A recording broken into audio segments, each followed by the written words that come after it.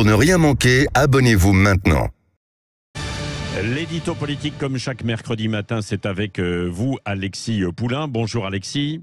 Bonjour Patrick. On va parler d'Europe avec vous. C'était la journée de l'Europe hier. Il y a eu le coup d'envoi des élections européennes dans un an. Et puis, il y a cette question du drapeau européen sur les frontons des mairies, Alexis.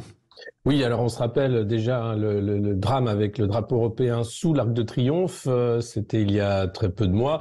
Aujourd'hui, c'est une loi que Renaissance veut faire passer pour obliger les mairies à mettre le drapeau européen sur les frontons. Aujourd'hui, il est conseillé mais pas obligatoire.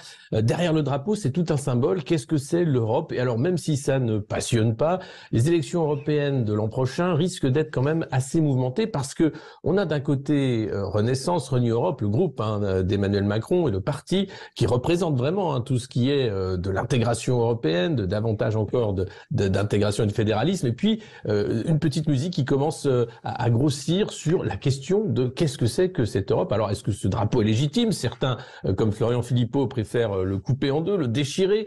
Certains parlent que c'est un drapeau illégitime, que ces lois-là ne devraient pas être supérieures aux lois nationales. C'est d'ailleurs ce que dit aussi Éric Ciotti, qui voudrait faire une réforme de la Constitution. Donc l'Europe pourrait être quand même un vrai gros débat et surtout une vraie grosse fracture de la vie politique française entre ceux qui sont pour plus d'intégration, pour plus de dissolution de la nation française dans un machin européen comme l'appelait De Gaulle, et ceux qui sont contre à dire ce serait bien d'avoir une fédération certes des nations, mais soyons vigilants par rapport à cette bureaucratie folle.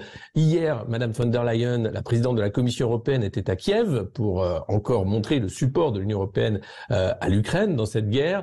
La suite, c'est 750 milliards qui ont été empruntés pour la crise Covid à des taux qui sont changeables, donc c'est une dette catastrophique. C'est la question de l'euro avec la Banque centrale qui ne sait plus vraiment quoi faire pour maîtriser une inflation immaîtrisable. C'est la question bien sûr du marché de l'énergie qui fait qu'en France, nous sommes un des rares pays où nous payons l'électricité si cher et l'essence si cher, même après la baisse dans d'autres pays européens. Bref, c'est beaucoup de questions sur la table et c'est aussi la réforme des retraites. Même si certains disent que ce n'est pas l'Europe qui demande, c'est l'Europe qui conseille fortement, et la politique d'austérité du gouvernement mise en place par le chef d'orchestre Bruno Le Maire, elle est là pour arriver aux 3% et pour satisfaire la Commission européenne dans les objectifs budgétaires de contrôle des dépenses de la France. Donc l'Europe, il va falloir s'y intéresser au-delà des clichés habituels parce que ces élections européennes pourraient aussi restructurer la vie politique française, notamment la NUPES qui se pose de grosses questions, y aller ensemble ou bien y aller séparés, chacun de son côté. Et puis pour les autres, cette grande question,